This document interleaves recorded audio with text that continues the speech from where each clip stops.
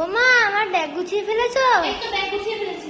আচ্ছা, এটা কি দিচ্ছ মা? এটার মধ্যে লঙ্কার গুঁড়ো আছে, ব্যাগে দিয়ে দিলাম। এটা সবসময় ব্যাগে রাখবি কতটা। কেন মা? আমাদের চারিদিকে সমাজের যা অবস্থা, দিনকালে যা পরিস্থিতি, মেয়েদের তো একটু সাবধান থাকতেই হবে। সবসময় সুরক্ষার জন্য ব্যাগে কিছু রাখতে হবে। এই লঙ্কার গুঁড়ো দিয়ে দিলাম, পরে আস্তে তো একটু রাখতে হবে।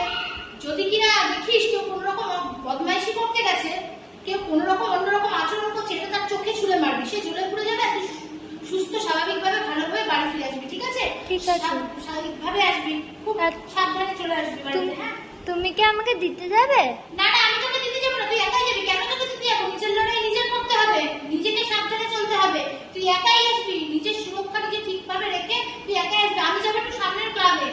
কেন মা? আমি তোর জন্য একটা ক্যারাটের ফর্ম ফিল আপ করেছি। কাল থেকে ক্যারাটে ক্লাসে ভর্তি হবি। আমি আজকে জমা দিয়েছি, কাল থেকে ক্যারাটে ক্লাসে চলে যাবি।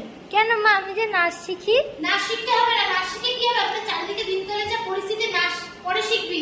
পড়াশোনার সাথে সাথে অবশ্যই ক্যারাটেটা শেখ। প্রতিটা মেয়েরই ক্যারাটে শেখাটা খুবই দরকার। কারণ চারিদিকে যা শুরু হয়েছে, ক্যারাটে না জানলে মেয়েদের নিজেরা সুরক্ষা করতে পারবে না, নিজেরা সঠিকভাবে বাঁচিয়ে রাখতে পারবে না। তাই পড়াশোনার সাথে সাথে ক্যারাটেটা জানা অবশ্যই দরকার। কাল থেকে ক্যারাটে ক্লাসে চলে যাবি। ঠিক আছে। তারপর দেখি মেয়েদের কারা হারায়, মেয়েদের সাথে লড়াই করতে কতটা পারে সকলে, বুঝলি?